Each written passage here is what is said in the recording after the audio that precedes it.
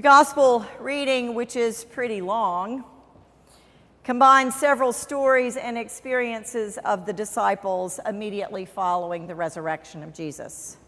The common thread is this: what will we do now? How will we live? What will we believe now that we have seen the risen Christ? All of what we have read today took place more than 2,000 years ago, but the question hasn't really changed in all those years. How will we live? How will we live now that we have seen the risen Christ? Today's text begins in a crowded room. The disciples clustered there on the evening of the day of resurrection. Fearful and confused by all that had happened that day and the days preceding it, the disciples have locked the door, essentially barricading themselves inside. But their attempts to keep the world out did not deter Jesus, for there he is suddenly in their midst, showing his wounds, sending him out into the world, and breathing new life into this worried and ragtag band of disciples. Peace be with you. Jesus says it again and again. Peace be with you. But can it really be said too often? Peace is what Jesus offers, hoping to reassure and renew the flagging spirits of his closest friends. And then there's Thomas. We don't know where he is when Jesus first comes to them. We only know that he was not part of that group locked in the room. The Gospels of Matthew, Mark, and Luke say nothing in particular about Thomas. He is just another name in their lists of the disciples. But John's Gospel singles Thomas out. John tells us much more about Thomas, the one that we think of as the great doubter among the disciples. When Thomas joins the other 10 in that room, they vie for the privilege of telling him about the risen Christ, of telling him what they have seen. But Thomas does not immediately buy into their story. With what seems to be a mixture of pity and incredulity, Thomas says, in effect, I think you guys need a rest. You've been under a lot of stress. I can only believe that Jesus is risen if I can see and touch the nail prints myself. And it is there, in the presence of Christ, that Thomas finds all the evidence he needs to remove the cataracts from his soul sight. It's probably the case that from the beginning of their time together until this point, Thomas is the one who needed more solid facts. Perhaps he needed more clear assurances about the way forward. It was likely that it was hard for him to embrace a new idea until he knew everything there was to know about it. What do you suppose Thomas said, or at least thought, when Jesus charged his disciples early in his ministry to take nothing for the journey except a staff? He told them, remember, don't take any bread, don't take any money, don't take anything else. How would that sound to someone like Thomas, who's looking for answers? Or what about when Jesus told the disciples to gather the food from the hillside crowd so that they could stretch it and make it enough for 5,000 people or so? Imagine Thomas looking at those small loaves and the few fish the boys shared and thinking, there's no way even Jesus can do enough with this. And let's be honest, most of us would have been thinking much the same thing. What I love about Thomas is that he seems to be a sincere doubter. He doesn't appear to be sarcastic or cynical, just sincere and trying to figure out what is going on. Thomas falls into that group of people who ask good questions, those who like to pose a variety of scenarios and for whom it is important to weigh every possibility. And it seems he was delighted when his fears and doubts were proved to be unfounded.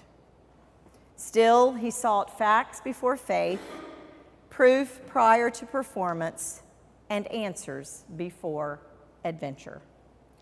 Thomas is the person in your family who says things like this: we need to map out our summer vacation, make hotel reservations, check weather forecasts in every location, and decide where we're going to eat every meal before we even leave town. Thomas would likely have no part of faith budgeting or flying standby or waiting till morning to decide what to do on that day. His questions are honest and searching ones. He can disagree with the majority, it seems, without being disagreeable to them. Whether we recognize ourselves as Thomas or not, there's a little bit of him in each of us. We are all related to him in the best possible of ways, for isn't doubt part of the fabric of our lives? We are in debt to some of the great doubters in the history of the world. Christopher Columbus doubted that the world was flat. Florence Nightingale doubted that there was nothing women could do to support British soldiers. Jackie Robinson doubted that Major League Baseball had to be an all-white enterprise. 500 years ago, Martin Luther was plagued with doubts about the religious leaders of his day, about indulgences, relics, and legalism. His doubts led to the Protestant Reformation and the church as we now know it. Jesus himself was a bit of a doubter. He doubted the legalism of the Pharisees. He doubted the traditions that elevated Sabbath observance over human need. He doubted the laws that suggested women or foreigners were lesser people. And some of the noblest acts in history and religion have emerged from doubt. Nights when stars cannot be seen, times when questions are larger than answers, times when there just seems to be no answer at all. Let none of us despise our kinship with Thomas, for he was a man of honest doubt and sincere faith. You have probably heard me quote Frederick Buechner on doubt.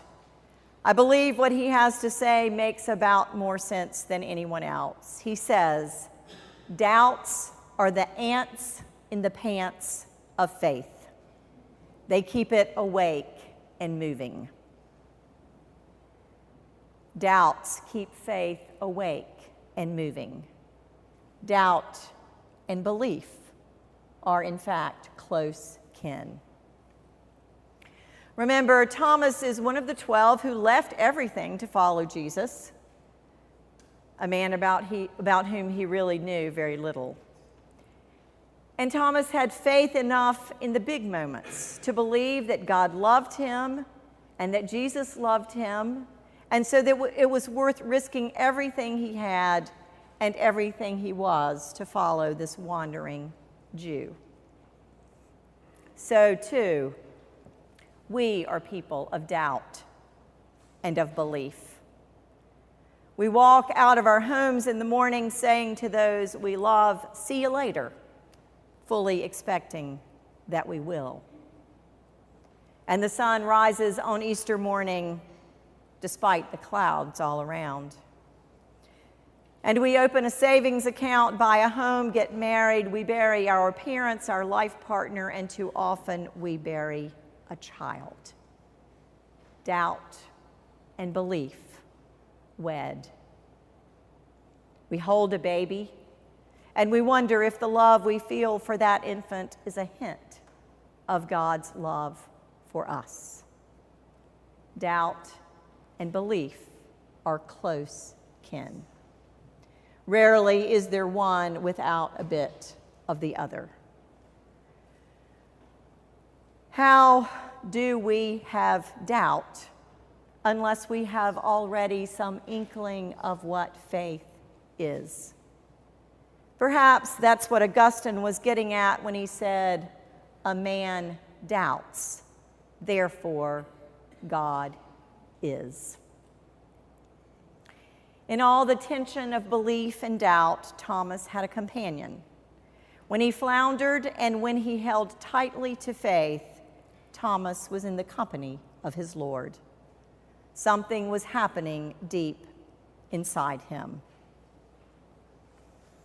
As surely as in the middle of winter when the ground is covered with snow, something is happening to the roots of trees and shrubs to prepare them for spring flowering. Finally, it happened to Thomas. "My Lord and my God," he exclaimed. And from that moment on, his faith never wavered. In the perpetual seesaw of life and death, of faith and doubt, of hope and despair, we, like our cousin Thomas, journey in the presence of the risen Christ. We need not hide behind bolted doors. We need not whisper about what we have seen and heard because we are afraid of repercussions. God can manage our doubts. God is far bigger than they are. Let us hand over our doubts to God. Let us always struggle toward deeper faith, knowing that God, in Jesus Christ, has prepared the way for us. We have seen the Lord. The news is good. Our doubts may sometimes exist alongside faith, but they never need to stand in the way of faith. Time and again, belief will triumph over doubt, and we will witness to that which we have seen and heard. Jesus Christ is risen.